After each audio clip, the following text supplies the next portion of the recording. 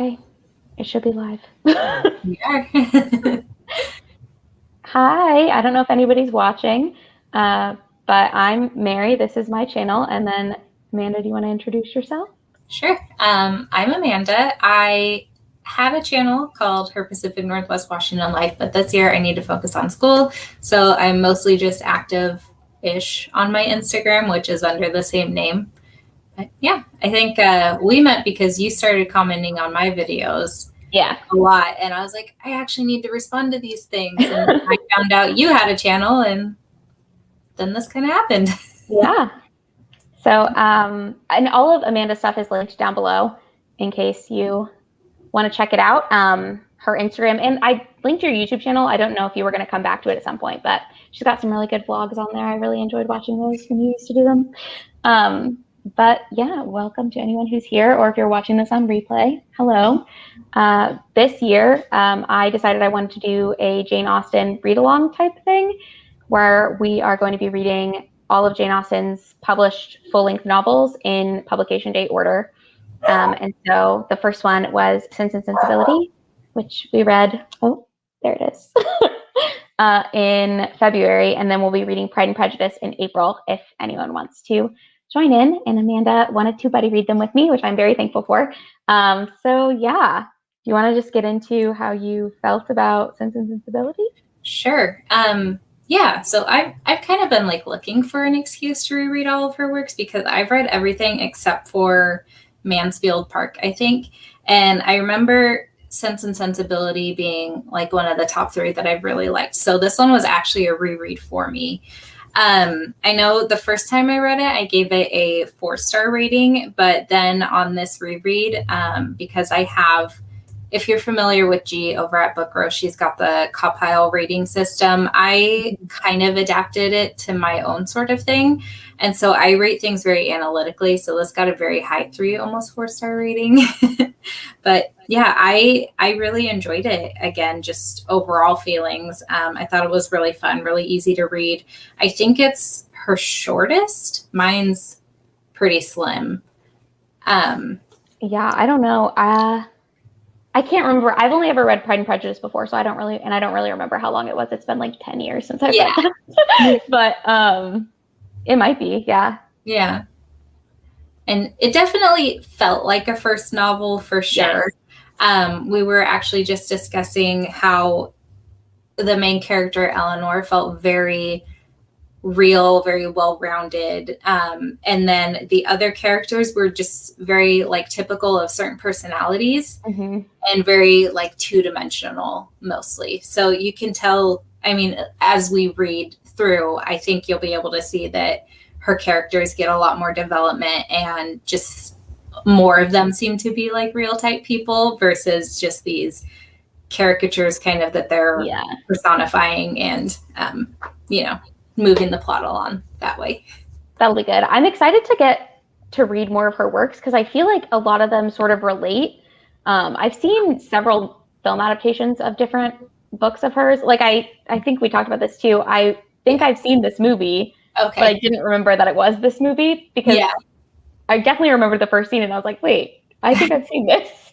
Like with the ankle roll and stuff. But yeah, and I thought this one, as I was reading it, I was like, I thought this is what happened in Persuasion. And then it's like, no, okay, this was Sense and Sensibility. Yeah. So I'm going to be interested to read the rest of her stuff and then, like, I guess be able to compare and contrast things. Because I don't think I can really do that right now. No, yeah. And I feel like Sense and Sensibility and Pride and Prejudice are kind of different enough to where it's not going to feel like there's a lot of overlaps in her themes, but definitely as we move on, I think we're going to notice a lot more as well. Yeah. It'll be fun. I'm looking forward to it. Yeah.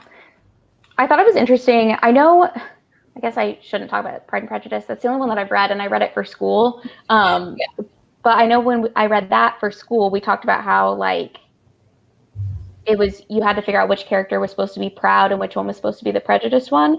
And so this one, I was sort of expecting the same thing with the Sense and the Sensibility.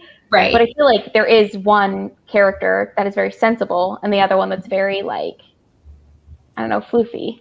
Yeah, more goes along with her feelings. Emotions. Yeah. So should we explain the plot for people who don't know what Sense and Sensibility is about?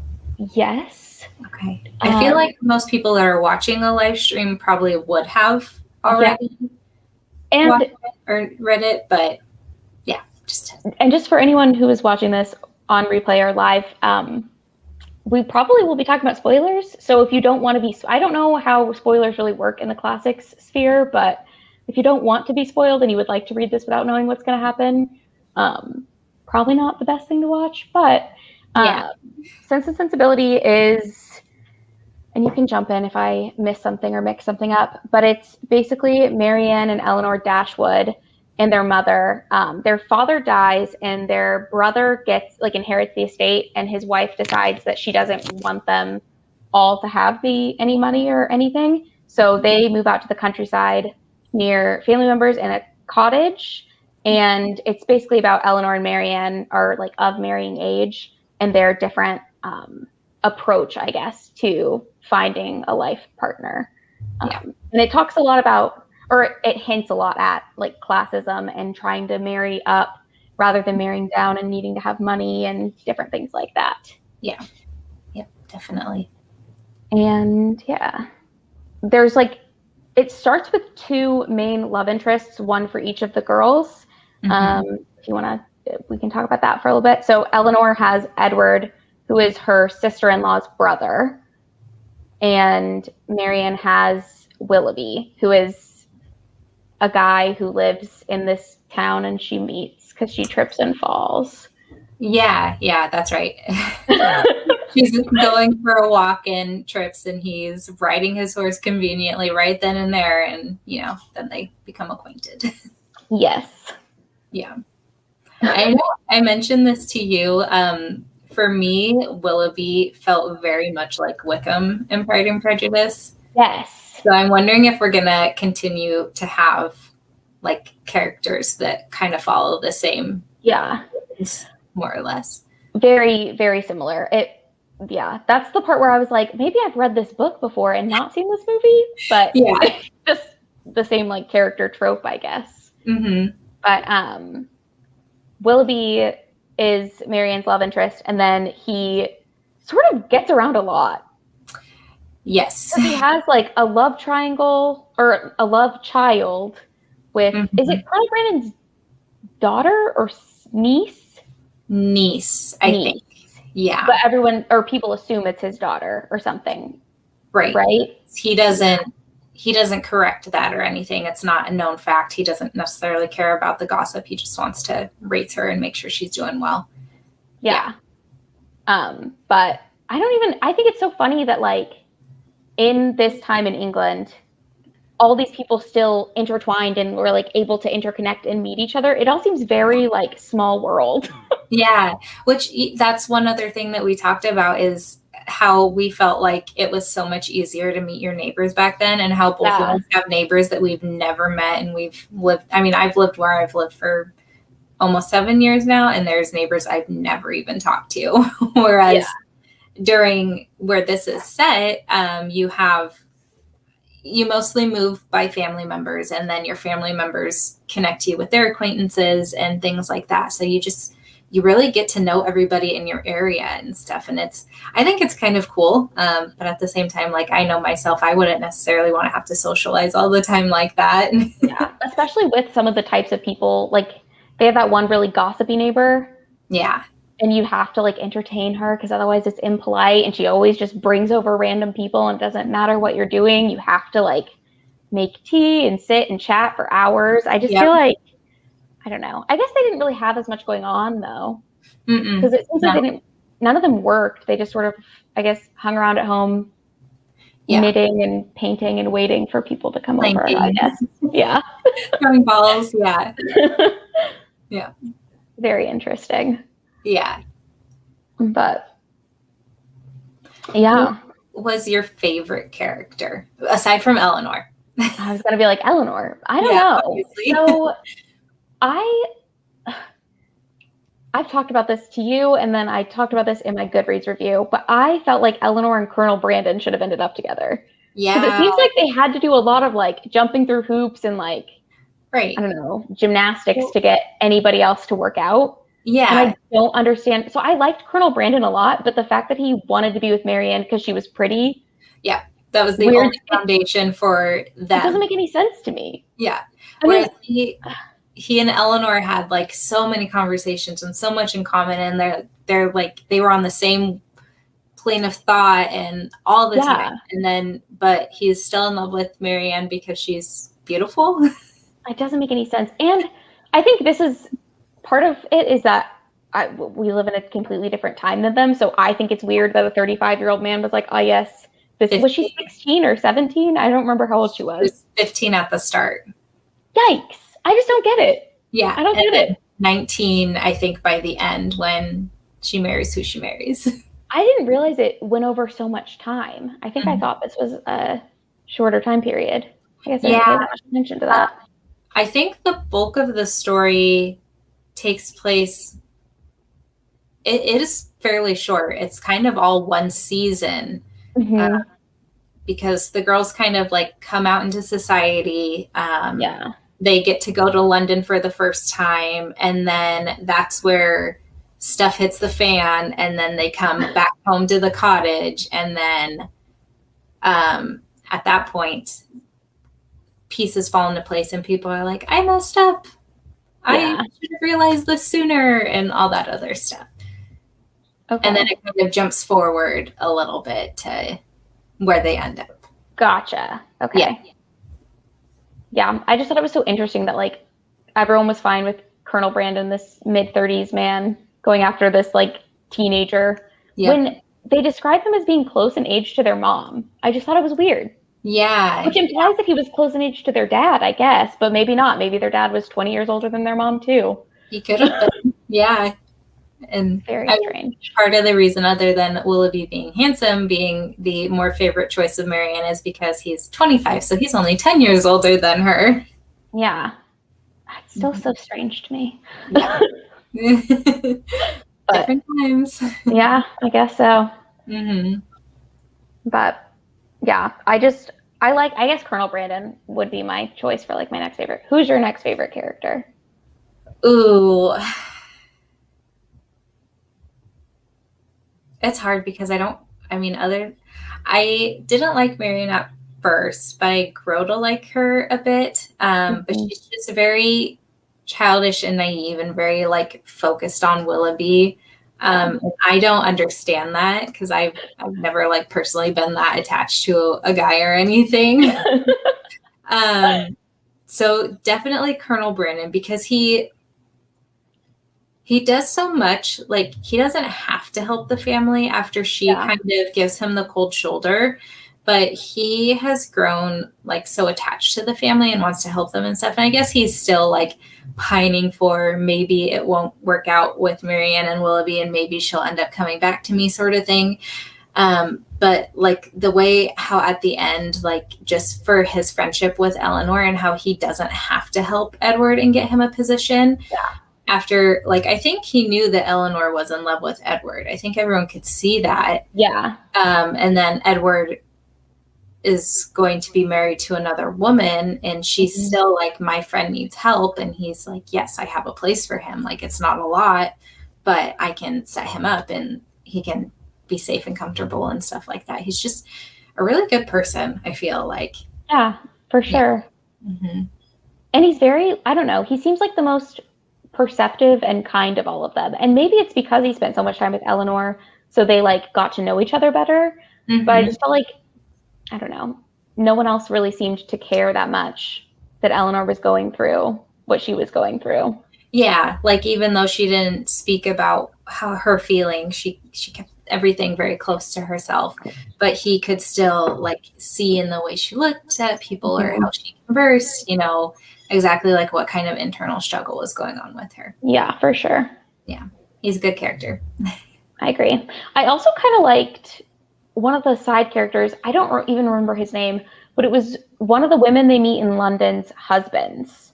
And she always talks about how boring he is. Yeah. I thought he was such a funny character. Oh, yeah. I wish I could remember his name. he always just read the paper and was so disinterested in everything. Yeah.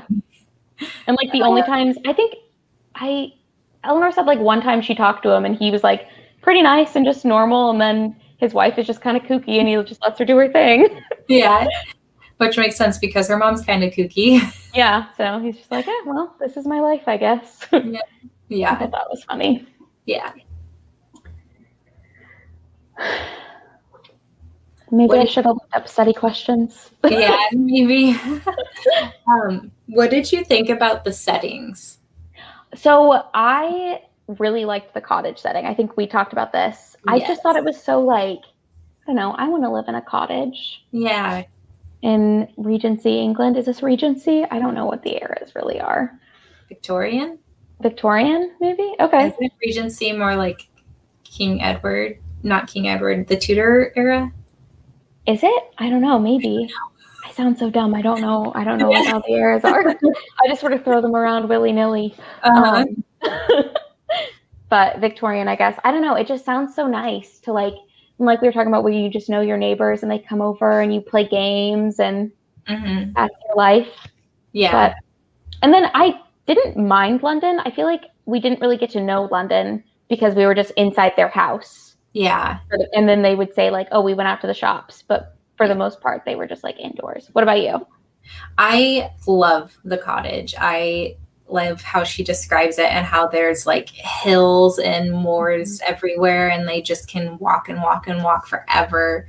And it just sounds so cozy, even though they're kind of like, oh, we need to do all this work to fix up the cottage. And it's not big enough for the four of us because there's the Eleanor, Miriam, Margaret and their mom.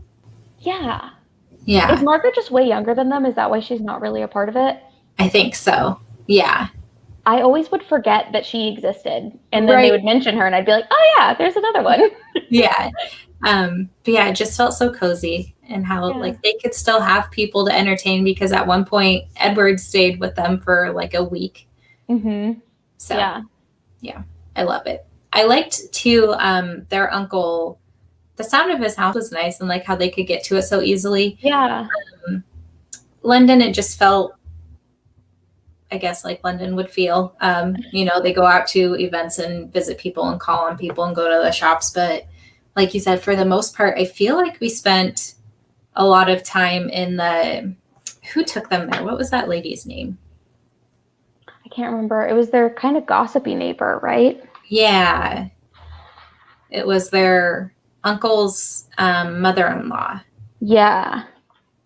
Mrs. Jennings. Is that right? Yeah. Okay. Yeah. I thought that was really interesting. I don't know. I also thought it was interesting that like someone who you didn't really know would be like, oh yes, come stay with me for an extended period of time in my second home. Right. Yeah. And then just keep encouraging you like, oh, don't leave. Stay with me as long as you want. Yeah. It's very different. But I guess it would be a really nice experience to have if you don't have a whole lot of other stuff going on. Yeah. And then it broadens your relationships too. Then, it's an acquaintance that you met through a family member and now you get to meet their acquaintances too. Yeah, for sure. I guess I always wondered how people met each other back then. And I guess that's how. Yeah. Friends of friends of friends. Yeah. Yeah. Yeah. So should we maybe talk about some spoilers and like our thoughts on what happened and the plot and driving factors and things like that? Sure. Okay. So yeah, big thing to push the Dashwood family out of their home was because it was an uncle's house or something like that they were living in, who then split it in his will between their father and their father's son, right? I couldn't really wrap my head around that. For some reason, I thought it was like the son had a different mom. For some reason, I thought that she was like a stepmother to him. Yeah. And so I thought his dad died and he got the money because the women couldn't get money and he was supposed to take care of the mom. Is that okay? Yep, that's what happened. Yeah. So their dad passed away. And he had asked his son, John, right, to take care of his sisters because they're half sisters. And his wife is a horrible person. Yeah, Fanny. Yeah, I'll give them, £1,000 each. And she's like, we can't part with £3,000. Our son would, no, that's his inheritance and stuff. So he really like gives them next to nothing. So they get to live out of the kindness of Fanny's heart in their home, and then eventually she kicks them out. So that's when they go to the cottage, which is her uncle's cottage. And from there, they meet Willoughby, who's walking with his hunting horse and his dog, and Marianne falls, and then they basically like instantly fall in love, go off like all the time in secret and try and get whatever chances together they can. And he also takes her to Allenham. Isn't that what his estate is called? I think so. And isn't it like his great aunts or somebody? Yes. Like an older female relative. Yeah. And so she's in charge of what he inherits. Yeah. So he has to marry strategically in order to get that inheritance, or she will cut him off. And he is very concerned with money and with wealth. Yeah. And with his like status that the wealth brings him. Yeah. So he basically promises Marianne that they're engaged. And then he gets orders to leave, and he has to go back and spend time with that family member that has his inheritance. And Marianne's just completely distraught over this. Yeah. She's like, because I think they didn't actually get engaged. And so she was everyone thought they were. Yeah, because they spent so much time together. And from the sounds of it, it would have been improper for her to have been behaving the way that she was with him if they weren't engaged. Yes. Which they weren't, because Willoughby's a very improper man. Yeah, right. Yeah. And then from there, they get invited by Miss Jennings to go to London. Yeah. And I think the only reason Marianne goes is because there's a chance that she could see Willoughby. Yeah, because I think Willoughby was called to London. Yeah. And so she's like, oh, great, we'll get to spend time together again. So of course we'll go. Yeah. But he never responds to her letters that she sends him. Nope. And then they go to, right? Jerk. And then they go to a party. And lo and behold, Willoughby's there with this like super stunning, super wealthy lady. And they're engaged, it turns out. Yep. And she confronts him in front of, in the middle of the party, but but it's enough at that time to make people be like, what's going on? Yeah, but no one can actually know what's going on. Yeah. And so then Eleanor has to clean up and get Marianne home so she doesn't, I guess, make the rumors worse. Yep. And then she comes to her senses and is like, Colonel Brandon has been great all along. Let's get married. Yeah. Yeah. Make it make sense. Right. And then somehow Edward was supposed to marry his like childhood Lucy. Yeah. Who he like knew as a kid because he lived with her family or something. Yes. Yeah. So Edward being Miss John Dashwood's brother, which I think is really weird. You have a brother married to a girl, and then you have a half sister who wants to marry her half brother's wife's brother. It's one of those things that like, I know it's not incest, but it kind of feels like it. Right? Yeah. Yeah. I don't know. But not related to Sense and Sensibility. I don't have any family members that are married like that. But my mom, I remember the first time I heard about like how my uncle met my aunt. She like DJ'd my parents' wedding, and that's how he met her. But she was like friends with my mom before that. And like my mom's sister's childhood best friend married their brother. And like, I don't know. It's just funny because my mom was like, well, you have to meet somewhere. So I guess, you have to meet your sister-in-law's brother. Yeah. It does feel very odd, though. It does. And Edward's always felt kind of like a clueless character to me. Yeah. And I don't understand, I guess, I don't know. If he, I just can't wrap my head around why he would be like, and why would he would knowingly pursue something else if he was going to be loyal to Lucy the whole time? Right. Yeah. Unless he didn't, he had to have known what he was doing when he was going over and spending time with Eleanor. Yeah. I mean, even though like they're both very like reserved. They don't talk about feelings, but they got along really well with like just topics and things like that. Yeah. But the fact that like he would always go visit her family and stuff, and like never once mentioned that there's a woman that he's engaged to. And like I know get part that, of it was a secret engagement or whatever, and he wasn't supposed to tell anybody. And like, couldn't he lose his inheritance? Yes. He got cut off for being engaged to her. Yeah. Yep. Yeah, because he was the oldest, but not the favorite. And he wanted to go into the church, but his mom didn't want him to. I think she wanted him to be like a lawyer or something. Yeah, she wanted him to be rich, I think. Yeah. It was like a class type thing. Yeah, which was why part of the reason why he couldn't marry Eleanor is because she was below him. Right. And then, even though, her daughter's married to, whatever.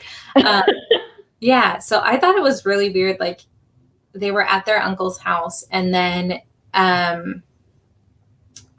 were they neighbors or were they related? I think Lucy was somehow related to the Jennings, because or like a niece, something like that. Because I thought that's how they met them was through Mrs. Jennings, Jennings. But now I can't remember if it was just because she knew everybody and introduced everybody, or if it was because they were related. I think it was her niece, because I feel like she had ties, like she had to side with her niece, and then after she found out about like Edward and Eleanor, she's like, oh no, I like Eleanor way better, and I want this match to happen. Yeah. But yeah, the fact that it was like one mention of Edward in conversation, and then Lucy expressed to Eleanor that they've been in love because she grew up in the summer like at her uncle's estate, and Edward would go there and be with them, and so like their love grew over the summers and things like that. And Eleanor just had to take it. Broke my heart. I'm in love with him too, but I can't tell you this because apparently you're engaged. Yeah. Yeah. Yeah, that part was, I don't know. I think I remembered something like that happening in the movie, but I couldn't remember exactly what it was, so it still caught me off guard. Yeah. Hurt me a little bit. Yeah. I know, like, you had finished reading before me, and because it was a reread, I couldn't remember what had happened, but I had said, like, at the end, after Colonel Brandon sets up Edward, he and Lucy are supposed to get married, and at that point, I thought I had remembered that Lucy had found out that Edward wasn't going to be making very much money, and she left him for his brother, but it wasn't necessarily because of that, right? No, it was because like she had to go through Edward's brother for some reason to contact him for so long, and so she was, which to me doesn't really make sense, because why would she confess her love to Eleanor if she didn't really feel that way? Yeah. Especially since it's like the type of thing that it was supposed to be a secret engagement, so it would have been just easier for her not to say anything. Right, yeah. But I don't know. But yeah. Then, go ahead. Yeah, I was just going to say, and then come to find out that like Edward and Lucy had made this agreement to be engaged, but then like the time spent apart and meeting other people, they both had it fizzled out for them, but neither of them admitted it to each other. Yeah. Until that point. Admit to it, yeah. Yeah. And then I think she told him in a letter, right? She like wrote him a letter and was like, I actually love your brother. Yeah. And it's so rotten too, like, because Edward is the oldest son. Yeah. His mom disowned and like disinherited him because he wanted to marry this girl. And then his brother ends up marrying her, and they're like not in her favor anymore, but like they're gonna be back in her favor eventually. It's just like, That is so rotten. I can never imagine as a mom, like. I know. I can't imagine, I don't know, like having someone actively pick a favorite child. Mm-hmm. Because, like, there's always the joke that, like, someone's the favorite. Yeah. But, like, I don't know. I can't imagine someone really confirming that and being like, yes, you were disinherited. He did the same thing. That's okay. That's okay. I don't like you as much. I just like him. I'll forgive him eventually. Yeah. Bizarre. Yeah. It's crazy. So then eventually the matches that are supposed to be from the beginning end up and everyone lives happily ever after. Yes. Yeah. Yeah. I don't know. I feel like the Edward one is the one that really gets me. I don't like it, just seems so out there. Yeah. I think I read your review on Instagram because you do your reviews on Instagram stories, right? And you had mentioned that it was just too convenient at the end. Yes. Yeah, it totally was. And it's like, it's convenient, not in a way that like everything falls into place. It's like, it felt like Jane Austen was like, and then this goes here, and then this goes here, and like pulling things from all over the place. Yeah. And it's just like, there, and that's what I wanted it to be. Yeah. I don't know. So it does very much feel like a first novel. It does, yeah. Because of all of that, yeah. Because then it's kind of like you think back and you're like, what was really even driving the plot of this?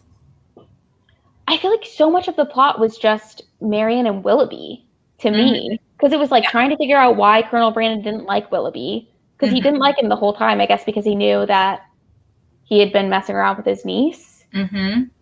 Which, like, when did that even happen? How old is the niece?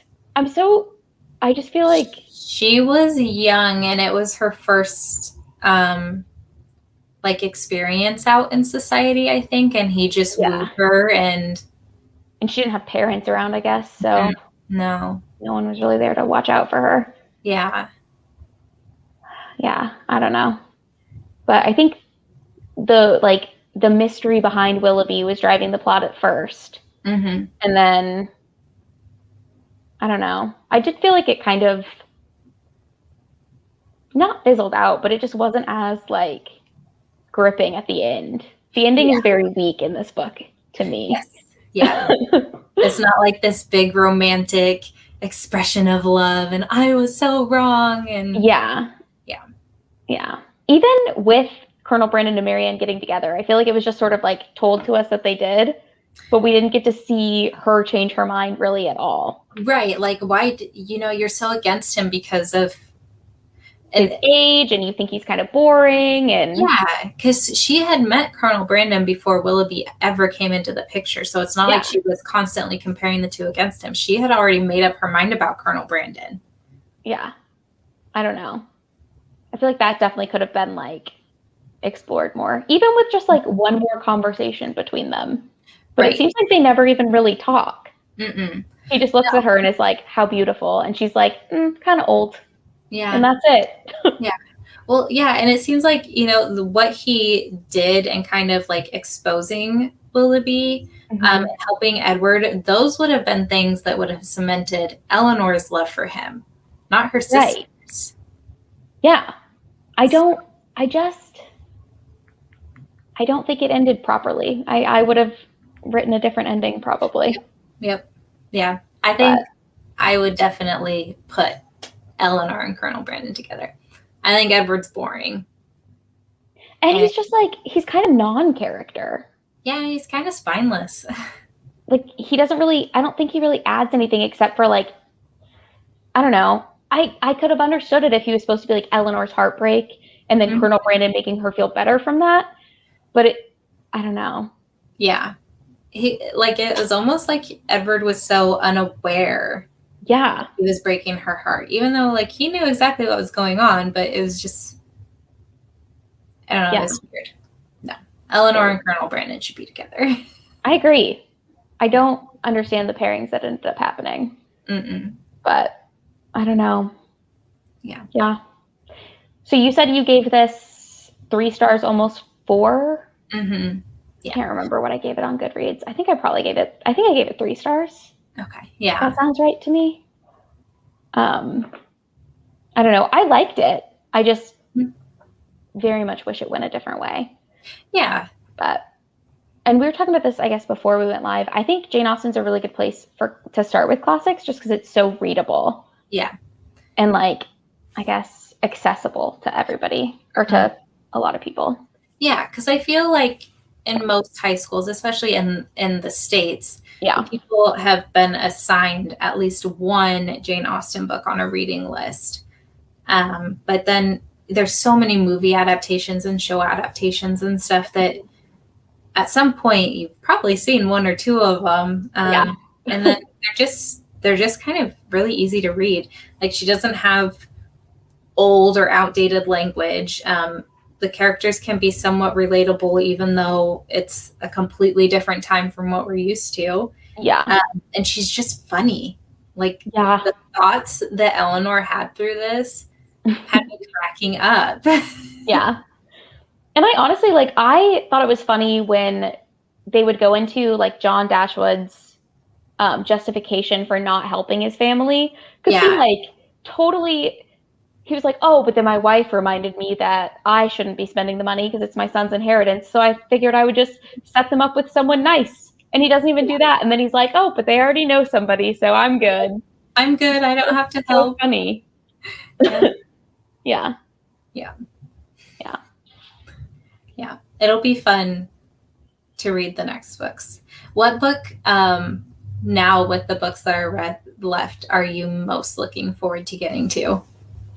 I'm really excited for Emma because I know a good bit about Emma just from like hearing other like snippets of what other people have said. Yeah. And I've never seen a film adaptation for Emma. So I don't know anything about it, which I've never seen one for Northanger Abbey or Persuasion. I feel like Sense and Sensibility and Pride and Prejudice might be the only ones that I've ever seen anything on. Yeah. So, but I just feel like Emma's the one that I know the most about. Okay. That we haven't read yet, or that I haven't read yet. I guess you've read all of them. Except for Mansfield Park. Mansfield Park. I always forget about that one. Yeah, me too. Is that the one you're most excited to read then, I guess? That you haven't read? I guess. I don't know. I'm kind of really looking forward to rereading Persuasion. Is that your favorite one? I don't know if it's Persuasion or Pride and Prejudice. Gotcha. Yeah. I just know Pride and Prejudice so much better than I know Persuasion. So I feel like Pride and Prejudice is like the quintessential Austen that everyone is familiar with. Yeah. I think I've read that one twice and everything else only once. I know when I read Emma last year, I listened to it on audiobook, and there were so many characters that I was so confused. I had no idea what was going on, and I didn't like Emma as a character, so I'm really interested to see if going back, it'll be a different experience. Yeah. So. Yeah, I think, that there's like two camps for Emma, and it's the people who just don't like her as a character and can't get into the story because of that, and then people who like, I don't know, I guess still realize that she's an unlikable character, but like her in spite of it or something. So I feel like I might like her in spite of her being unlikable because I know that going in, but also maybe I'll just really hate her because that happens to me sometimes. It'll be fun to see. Yeah, I'm excited. Yeah. So, Pride and Prejudice next. We haven't decided yet exactly what week we're going to be reading it, but it'll be in April. Yes. Right? Yeah. And then I guess depending on when we read it, we'll plan probably another live show for it. Yeah. That'll be fun. Yep. Be lots of fun too if people want to join us in reading it. Yes. If you would like to, let us know. Yeah. And we'll figure something out to buddy read. Yep. Very exciting. Yeah. All right. Do you have anything else you want to talk about for Sense and Sensibility? I don't think so. It's a very short one, and there's not a lot going on in it, so I feel like we can do a very deep dive on it. I'm sure someone else could, but I'm not very scholarly when I talk about books. Me neither. I liked it. Yeah. Definitely not an English lit student by any means. So. No. Which makes this really fun to buddy read these with because we don't dive into themes and things like that. Yeah, I mean, I'm sure if you wanted to, we could look. I could do a Google search and find a study guide. Yep. Alrighty. Do you want to end it for now? Yeah. I had a lot of fun reading this one with you, and I'm looking forward to the rest. Yeah, I'm really excited. Alrighty, well, thank you guys for watching, and we'll see you next in a month, 2 months? 2 Month months. after next for the next one. Yeah. Bye. Bye.